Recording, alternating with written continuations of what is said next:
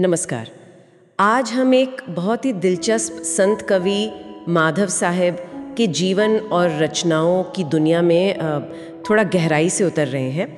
वो रवि भाण संप्रदाय से जुड़े थे। हमारे पास एक स्रोत है, संत कवि माधव साहब जीवन और रचनाएं। तो देखते हैं कि ये हमें उनके बारे में क्या बताता है। जी बिल्कुल।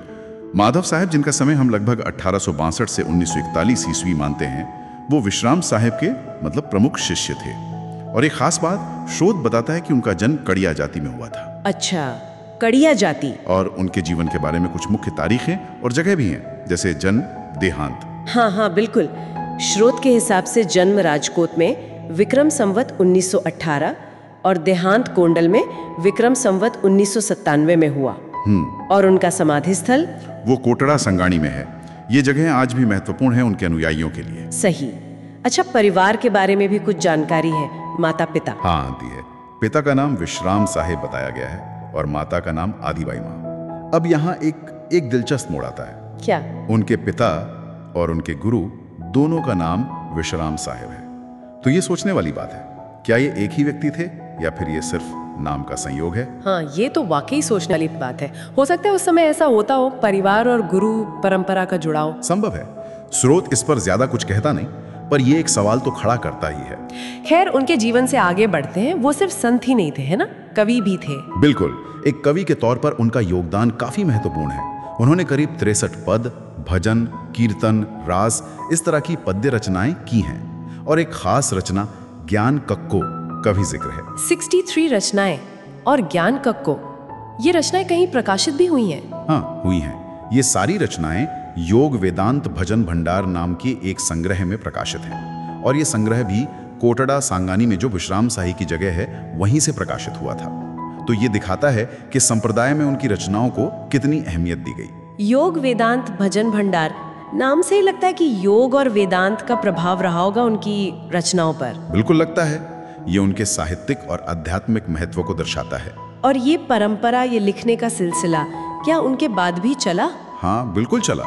उनके जो पुत्र थे पुरुषोत्तम दास जी, जिनका समय लगभग 1889 से 1945 का रहा, वो भी कवि थे। उन्होंने भी करीब 18 पद्य रचनाएं की। अच्छा, मतलब पिता के बाद पुत्र ने भी ये धारा संभाली। हाँ, और यही नहीं रुका। पुरुषोत्तम दास जी के पुत्र यानी माधव साहेब के पोते गोविंद जी भाई, उनकी रचनाएं भी उसी योग वेदांत भजन भंडार में प्रकाशित हुई।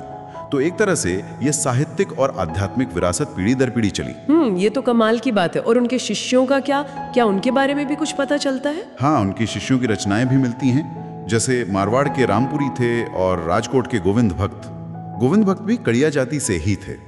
तो इससे पता चलता है कि माधव साहब का प्रभाव काफी फैला हुआ था। सही। अच्छा, स्रोत में उनकी किसी खास रचना का उदाहरण भी दिया है? हाँ, उनकी एक रचना है मैं माधव मस्ताना, उसका जिक्र है। इसमें वो अपनी पूरी गुरु परंपरा का नाम लेते हैं। खीम, भाण, रवि, त्रिकम, गंगा, भीम, जीवन और फिर अंत में विश्राम। वाह, ये तो अपनी जड़ों को याद करना हुआ। इसमें कोई खास पंक्ति है जो उनके विचारों को दर्शाती हो? हाँ, एक पंक्ति है, परंपरा में प्रेम प्रगटिया वचन वंश विश्रामा।